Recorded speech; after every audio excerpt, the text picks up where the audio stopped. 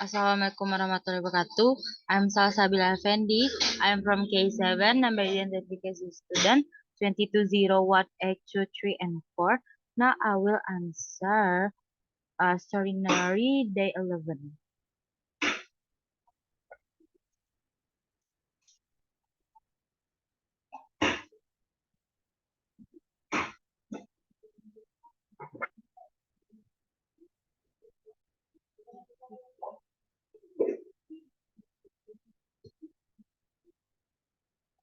Birdie and the Boy. Hello, this is Richard, and I'm here with the first of a new series on Story Nori. It's about a boy and a bird. The stories are very short, simple and sweet. I could explain more, but I might as well just tell you the story. Jake had been caught by the chucking up bug. It had been going round school for a few days, and then one break time, it got him. Ugh. The nice part was that he spent the next few days at home. Mum told him to stay in his bedroom and keep his plastic bucket near him at all times. He was allowed to play a cops and robbers game on his tablet for a while. Eventually Mum came up to his room with some chamomile tea and told him to read a book. After he had turned some pages about space and the planets, he decided to sit at the table and draw a rocket, which he did until he got bored and started to make paper aeroplanes. He passed the first couple of days more or less like this, with only the occasional pause to chuck up or to snooze. On the third day he was starting to get a little bored. It was Thursday and he was missing football club, which was a pity. It was autumn, the weather was pleasant, and his window was open to let in fresh air. His room was at the back of the house and overlooked the garden. It was quite small, and the lawn was not big enough to play football without endangering Dad's roses.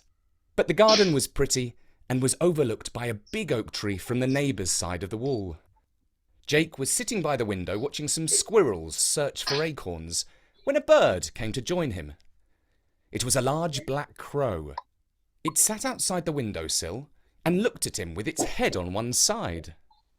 "Hello," said Jake. The bird nodded. "Don't come too near, because I've got a bug," said Jake. "Well, I think it must be okay by now, but just in case." The crow took a few hops away from Jake, as far as he could go while remaining on the sill. "This is my garden," said Jake. "But you're welcome to come here any time you want. We've got some fat worms, which I expect you'd like to eat. But watch out for the cats. Several of our neighbours have them, and they come in uninvited and lurk in the bushes hoping to catch birds." The crow let out a caw.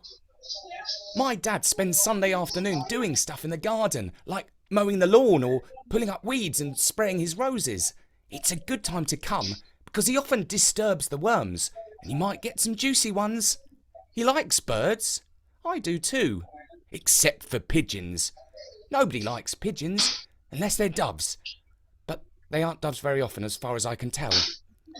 The crow cawed again, but this time it sounded like a word.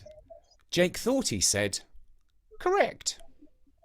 "This is a true story," Jake went on. "When I was little, I had a soft toy that looked like a robin. I left it on the lawn, and Sylvia, that's the next door cat, caught it. She crept over the grass on her tummy, real sneaky, and then she jumped and dug her claws into it." "Ho ho," said the crow. "That's funny." "Yes, but I cried because I was little," said Jake. "Only I think it's funny now when I remember it." "We all change as we get older," said the crow. "Is that right?" said Jake. "How do you think I will be when I'm older?" "Well, for starters, you'll get bigger," said the crow. "That's obvious," said Jake. "And I reckon you'll do something exciting, like being a secret agent," said the crow. "Great, because that's what I want to be when I grow up," replied Jake. "By the way," he added, "how come you can talk?" "Well," said the crow, "I can talk because I'm very old. I've learnt lots of things. 500 years ago, I used to sit on the windowsill of the school and listen to all the lessons. They used to teach good and proper history back in those days. I learnt all sorts of interesting stuff. That's how I became so clever." "Wow, that's brilliant," said Jake. "Oh, I could tell you such stories," said the crow. But before he could finish his sentence, Jake's mum came into the room with some Greek yogurt and honey and some slices of banana. "Hey, Mum," said Jake. "Say hello to this bird. He's got a surprise for you." "Hello, birdie," said Mum. But all the crow said was, "Caw." And that was Birdie and the Boy, written by Bertie and read by me, Richard Scott, for Storynory.com. If you are intrigued to find out a little more about Birdie, you should not have to wait long, because Bertie has promised to bring you the next part very soon. For now, from me, Richard, goodbye.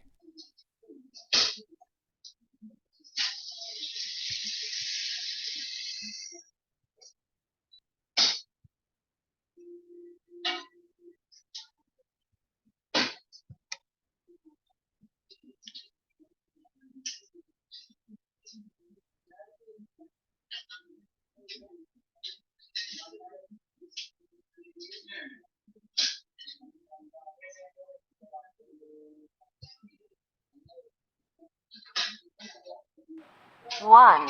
What did the birds do when Jake said hello?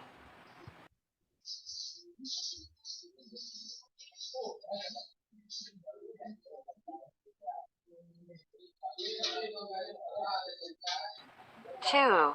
Where does Daddy Jake spend Sunday afternoon doing stuff?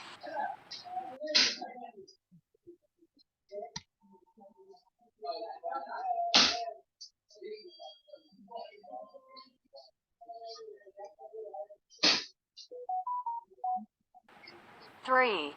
When did the birds come into Jake's room?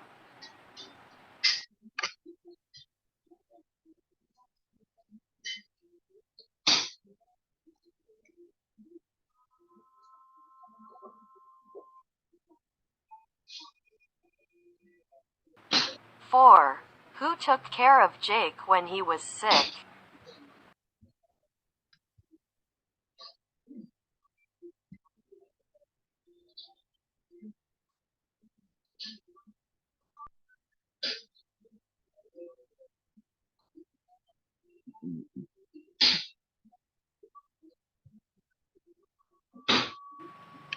5.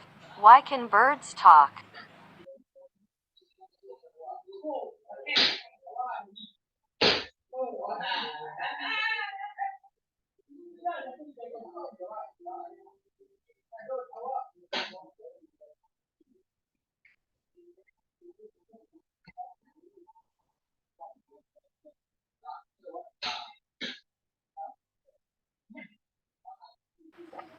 6. It was quite small, and the lawn was not big enough to play football without blah blah blah Dad's roses.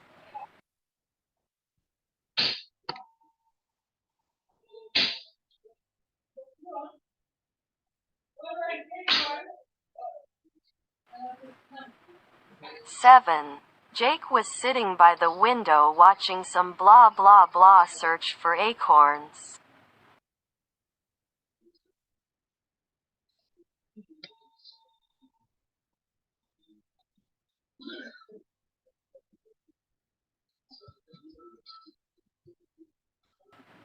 8. It sat outside the window blah blah blah and looked at him with its head on one side.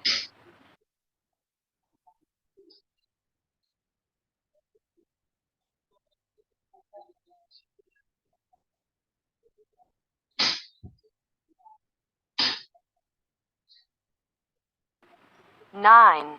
They come in uninvited and blah blah blah in the bushes hoping to catch birds.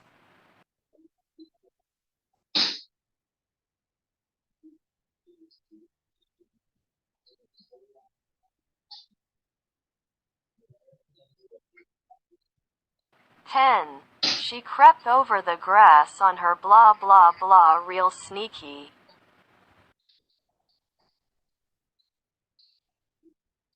I think that's all from me. Thank you.